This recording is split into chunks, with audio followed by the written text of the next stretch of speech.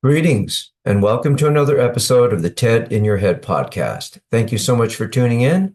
I'm your host, Ted Moreno, certified hypnotherapist and high performance coach, helping people to do better and feel better. Today, I wanted to take some time to talk to those of you who might be feeling anxious, insecure, and overwhelmed after the recent wildfires here in Los Angeles. So, the title of today's podcast, Healing Emotionally from Catastrophe.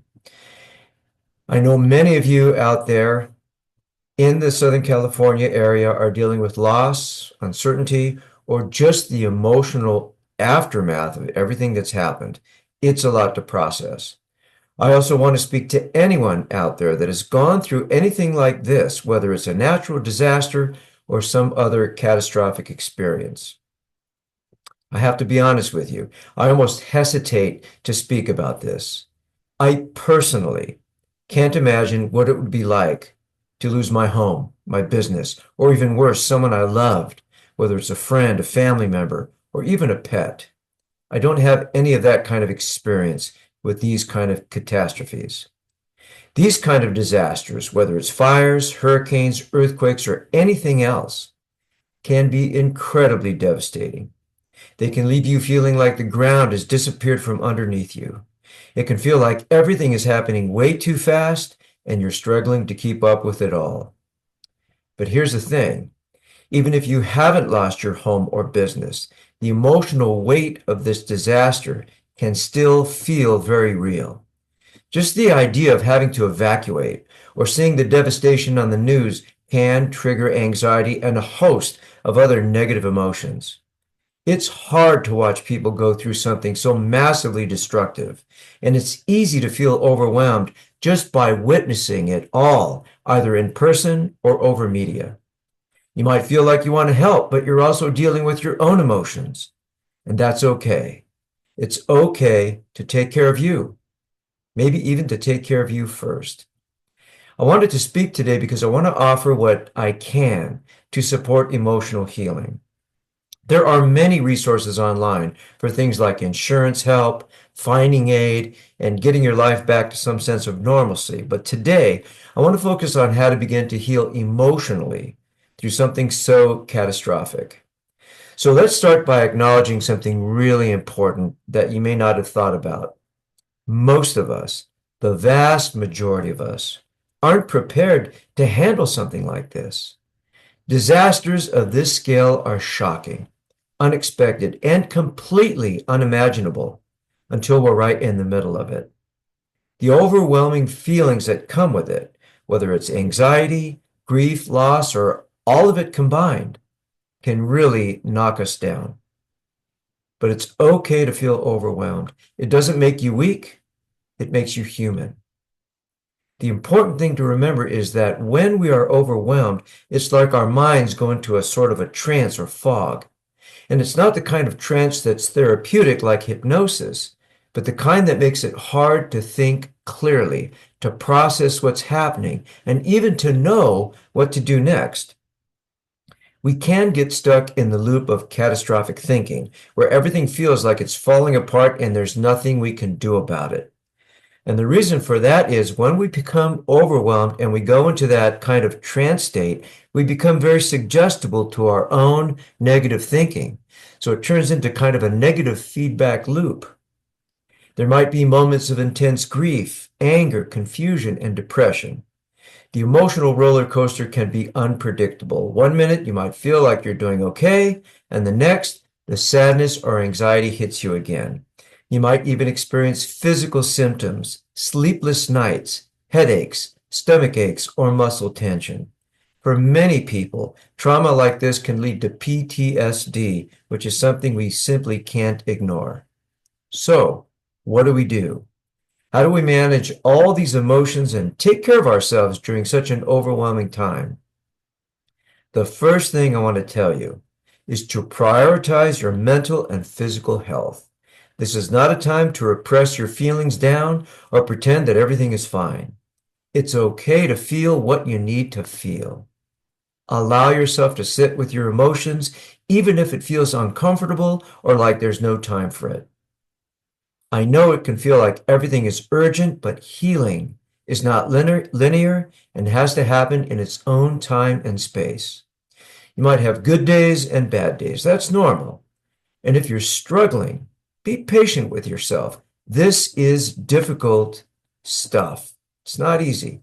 If you have loved ones around, whether it's a spouse, children, or even close friends, make sure to check in with them regularly. Keep your relationships close. It's easy for communication to break down during this kind of emotional turmoil, but connecting with your loved ones can bring a sense of grounding.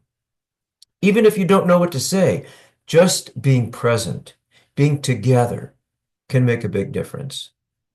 When people offer help or try to give advice or ask you questions, don't be afraid to say, I can't think about that right now, or I need a moment. You don't have to have all the answers. You don't need to answer everybody's questions, and it's okay to say that out loud. On the flip side, don't isolate yourself either. Yes, you might need some alone time to process things, but remember, healing happens best in community. You're not alone in this. Others are going through similar struggles, and connecting with others, whether in person, over the phone, online, or in groups, can bring comfort. It's important to share and listen. Sometimes just talking about what you're going through can lighten the load, even if just a little bit. Take things one step at a time. There's a lot that needs attention in the aftermath of a disaster. Whether it's insurance claims, finding a place to stay, or figuring out your next move, it can feel like there are too many things to handle. But you don't have to do it all at once. Break it down. Prioritize what needs to be done today and leave the rest for tomorrow. Make a list of things to do, just the things you can manage in one day. If you're feeling overwhelmed with emotions like sadness, hopelessness, or anxiety, by all means, ask for help. There's no shame in seeking out support. This is the time to talk about what you're feeling. Let it out. Journaling can be a great way to release pent-up emotions and gain some distance from your thoughts. Writing down what's on your mind can help you start to make sense of things, even if the clarity or understanding doesn't come immediately. Also, and really important, don't forget to take care of your body. It can be easy to forget to eat, or you might even lose your appetite altogether, but you need energy to process and heal and take care of business when you can. Try to get enough sleep. Yes, I know it's hard with everything going on, but your brain needs rest to process stress, and good sleep will help you manage anxiety and other negative emotions better through the venting process that happens at night when you sleep. Be careful about self-medicating with alcohol or drugs. It can be tempting to reach for something to take the edge off, and it's okay to enjoy a drink or two to unwind, but don't let it become a crutch. Be mindful of not getting lost in that fog of self-medication because it will not help you heal in the long run and can just create more problems. I also want to remind you to move your body. Stress and trauma can get stuck physically in your body, so try to get out of your head and into your body, whether it's stretching, yoga, walking, or anything that gets you moving, even if it's just a little bit. This can be a powerful way to release tension and calm your mind, helping you to be more effective in dealing with what you have to deal. Lastly, I want to leave you with this thought. Declare yourself able to overcome. Every single day, in your words and in your self-talk, try to cultivate resilience, hope, faith, and positivity. I know it's not easy, but you have the power to shape your mindset. You get to decide how you respond to challenges, even when it feels like that's all the world is giving you. You are stronger than you think, even if you don't believe that. Take it from me. 21 years of experience working with people facing overwhelming challenges. You are stronger than you think. Say that to yourself Every single day, I'm stronger than I think. I'm stronger than I know. I can get through this. I'll leave you with a quote from J.K. Rowling that has always stuck with me. Rock bottom became the solid foundation on which I rebuilt my life. Hang in there. You're not alone, and with time, support, and patience, you'll find your way back to a place of healing. And as always, if I can be of any support at all, don't hesitate to reach out. Go to tedmoreno.com/contact, and I'll get back to you ASAP. Please take care of yourselves and each other. Thanks for tuning in today. We'll talk soon. Bye.